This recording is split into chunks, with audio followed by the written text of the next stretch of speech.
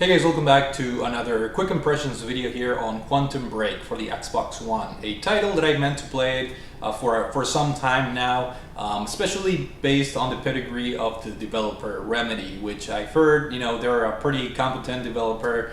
There's a very large following for the Alan Wake games. For the Alan Wake game on the 360, which by the way, this game, and I believe it still does. It comes with a code for the 360 version of Alan Wake that you can play through the backwards compatible feature of the Xbox One. So that's pretty cool, and I'm definitely looking forward to playing Alan Wake because I never owned a 360, so therefore I missed out on that game. So this is a perfect opportunity, in my opinion, to go back to that Xbox 360 classic. But as far as Quantum Break, the game did not light anything on fire as far as sales or as far as as being a fantastic game or anything like that, which is a little bit unfortunate because I think Microsoft, they were really trying to find help in their exclusives as far as offsetting that competition with the PlayStation 4. As we all know, the PS4 obviously in this generation has had the advantage in terms of sales, and in my opinion, in terms of games that are exclusive, high quality games. Which is a little bit unfortunate for Microsoft. They trailed behind, and Quantum Break, in my opinion, did not really help a whole lot because even though this is a good game, it's not a fantastic game. It's not the type of exclusive that makes you want to go out there to buy an Xbox One. But if you do own an Xbox One for one reason or another, I think this is a very good game to give it a shot. It's a very good action game. And it involves time travel. So let's start with the story, which I thought it was pretty good, although I have to admit it was a little bit on the complicated side as far as all the twists and which is kind of like a running theme here with anything that is time travel.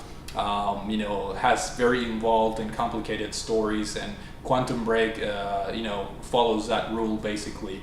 So you take the role of the protagonist, which is Jack Joyce, who has a very long time friend, Paul Serene, and the game starts when this experiment for a time travel goes wrong.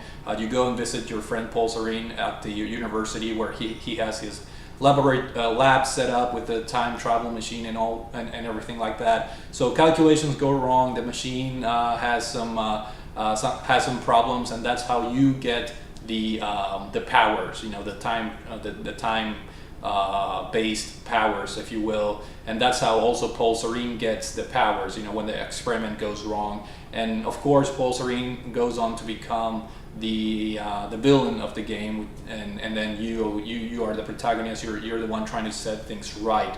And of course another key character is your brother, which is William Joyce, which was he was involved in the creation of this time travel device. And obviously, I'm not going to spoil the story of the game, but let me just say that again, it's a complicated story that requires you to pay a lot of attention, and requires you to through the files in the game and through the cinematic sequences and movies that are presented in the game. They definitely make you want to pay attention because again, it's a little bit of a complicated story. Whenever there's time travel, it feels like it's that way. And speaking of features in the game that really drew me into trying Quantum Break, it's the movies actually that tell the story. And I'm talking about the real life action movies, which star real life characters. Obviously, that was one of the things that really caught my attention when they unveiled this game. The portions of the game that have real life actors. Basically, after you beat each act or chapter, there's like a I don't want to say short, but they can range from like 10 to 20 minutes maybe. They're the live action movies in the game. So make sure you have plenty of hard drive space in your Xbox One, because you have to download all those movies and things like that. So I thought it was a very interesting concept.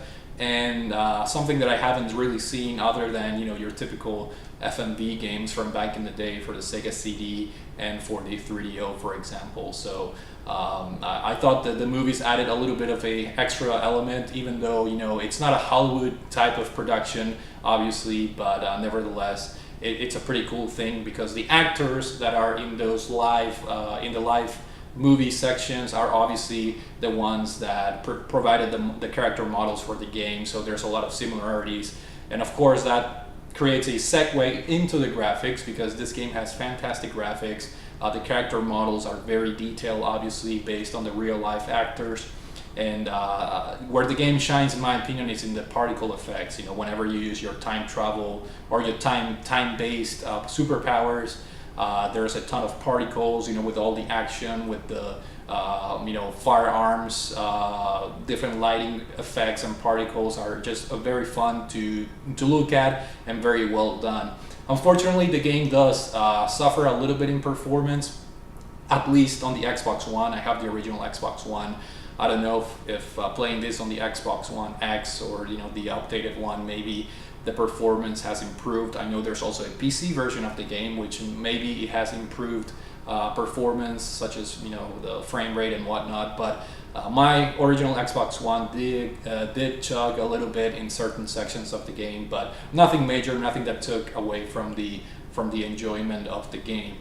And now, as far as the gameplay, the gameplay in this game is it's unique, but at the same time, even though it's unique, it doesn't bring a whole lot new or fresh to the table, if that makes any sense.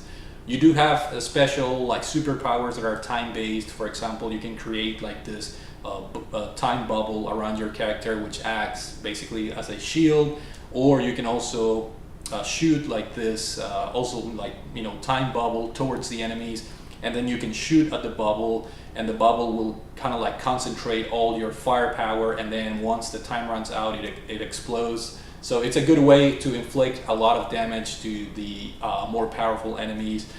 You also have a dash ability, which allows you to quickly zip through enemies and attack them using melee attacks. Those are some of the abilities that you unlock as you progress through the game. And as you progress through the game, this is a little bit of a key element.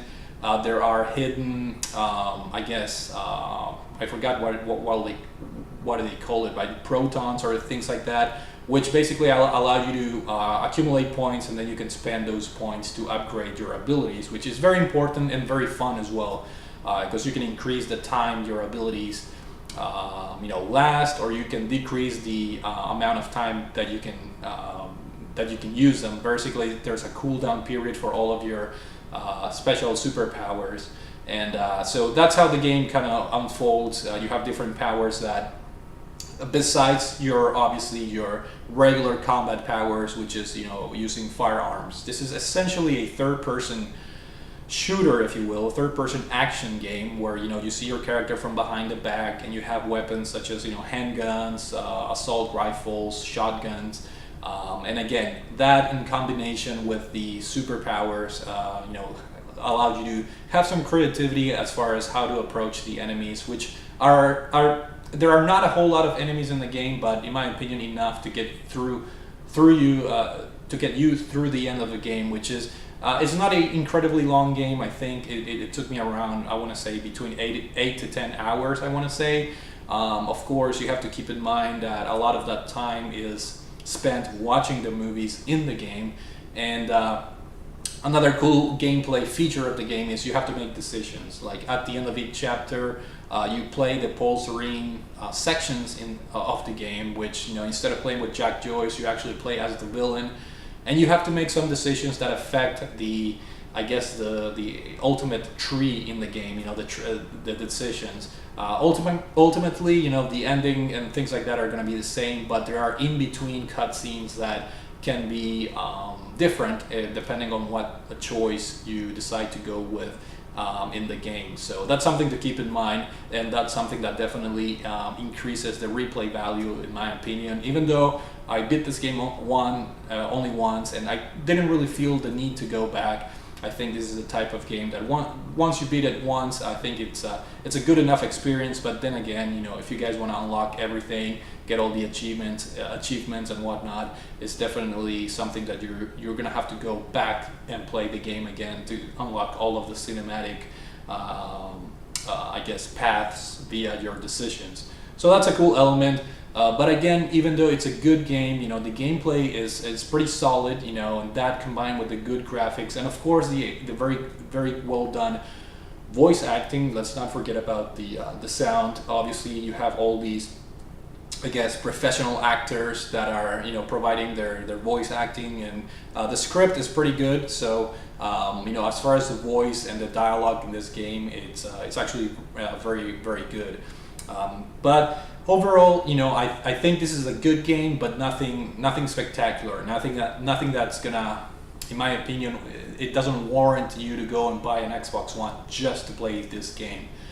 The ending, a little bit of a spoiler here, but it's like an open-ended ending, which kind of leads to the speculation that there should be a second game. So we'll see what happens. You know, I'm not crazy about, you know, playing a sequel for this game, but if it happens, it's something that I, you know, definitely will be look into the future, I guess, if it eventually happens. But Quantum Break, a solid third-person action shooter game for the Xbox One.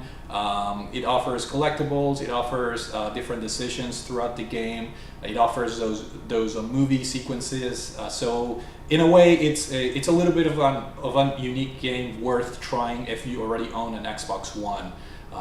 So those are my opinions or impressions in this game. So thank you guys for watching, and I will see you all later.